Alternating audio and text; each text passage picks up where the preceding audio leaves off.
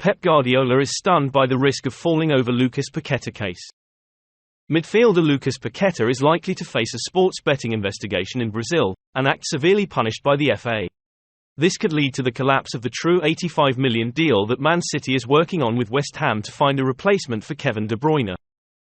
If Lucas Paqueta faces an FA investigation into gambling allegations, we can smell the fear of this midfielder, of Man City and coach Pep Guardiola. Currently, both West Ham and the FA still refuse to comment on the incident. But we know that the FA is very heavy on players involved in betting. For example, Brentford's Ivan Toney was suspended for 8 months and fined £50,000. The FA claimed that making sure players and soccer players do not participate in gambling in the game is at the heart of protecting the integrity of the sport, and violations must be strongly punished. Players at all levels of the FA are warned of a ban on gambling and sanctions.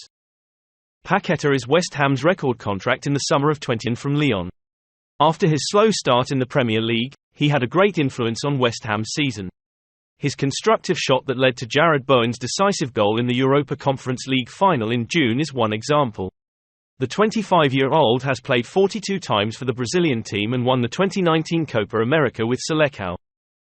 Of course, Man City, the club desperately wants this midfielder to replace De Bruyne with a long-term injury, also declined to comment. As we have seen in the past 7 years, it is difficult to find transfer targets to include Pep Guardiola's system.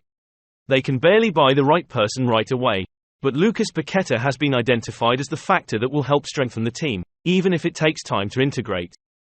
What Guardiola is looking for is a midfielder who can replace De Bruyne, to ensure enough thickness of the lineup to play in the Premier League and Champions League, while the FA Cup and League Cup are the priority fronts for young players. But the negotiations were going well, and bad news came. It puts Guardiola De Bruyne. In the short term, Pep will seek to transform his current lineup to fill the gap, starting this weekend's game against Newcastle. Phil Foden can move from two wings and play in the centre. Jack Grealish once did it at Aston Villa, while Bernardo Silva can play in every midfielder in Guardiola's system.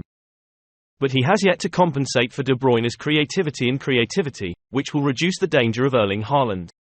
De Bruyne will be back in January or February, but maybe we'll need someone to fill his place up until then, Pep admitted. Chelsea has spent heavily over the past week on defensive midfielders, factors that Man City possesses quite a lot, such as Rodriguez, Mateo Kovacic and Calvin Phillips. But Man City can hardly afford to spend money like Chelsea, if it doesn't want to get into UEFA's eyes. Chelsea certainly spends money more easily than we do, this coach said. I can't sit here anymore if Man City spends as much as Chelsea spent in the last 2 transfer periods. We're under more scrutiny than people think. Therefore, currently, the transfer market is only open for more than 10 days, and options for Man City are not much left. Because Marco Verratti is leaving PSG to go to Saudi Arabia. Dani Olmo of RB Leipzig has been noticed by many big European clubs for 3 years playing in the Bundesliga.